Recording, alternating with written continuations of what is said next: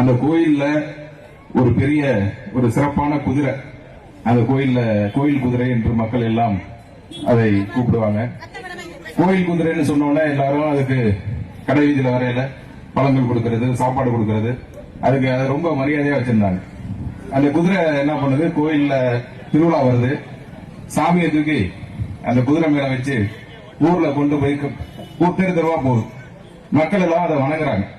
இதை பார்த்து அந்த குதிரை என்ன நினைக்குது, நம்மளை எல்லாம் மக்கள் வணங்குறாங்களே, இவ்வளவு மரியாதை கொடுக்கறாங்களே, நமக்கு இவ்வளவு மரியாதை இந்த குதிரைக்கு இருக்கு, நம்ம ஒரு பெரிய சிறப்பான ஆள் அப்படின்னு நினைச்சுக்கிச்சு.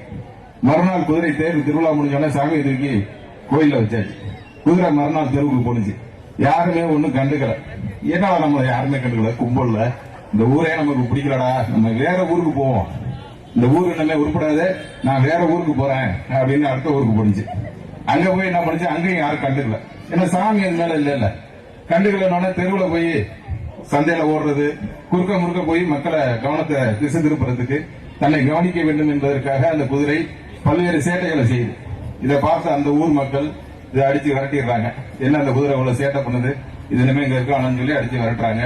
குதிரை அப்பதான் நினைக்குது, இந்த மரியாதை மாலை எல்லாம் நமக்கு இல்ல, நம்ம மேல இருந்த சாமிக்கு தான் மக்கள் கும்பிட்டு இருக்காங்க, மரியாதை சாமிக்கு தானே, உடைய குதிரைக்கு இல்ல அப்படின்னு குதிரை அன்னைக்கு உணர்ந்துச்சு.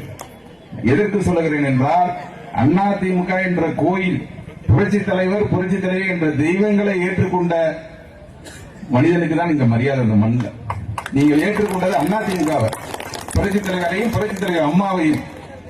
அதனால அந்த சண்டி குதிரைகளை இங்க இன்னுமே வேலை இல்ல. இங்க வெள்ள போவது அதிமுக என்று சொல்லி இந்த மண்ணில் அனைத்து இந்திய அண்ணா திராவிட முன்னேற்ற கழகம் மீண்டும் வெற்றி பெறும், இலை துளிர்க்கும் என்று சொல்லி தந்த வாய்ப்புக்கு நன்றி கூறி விடைபெறுகிறேன். நன்றி, வணக்கம்.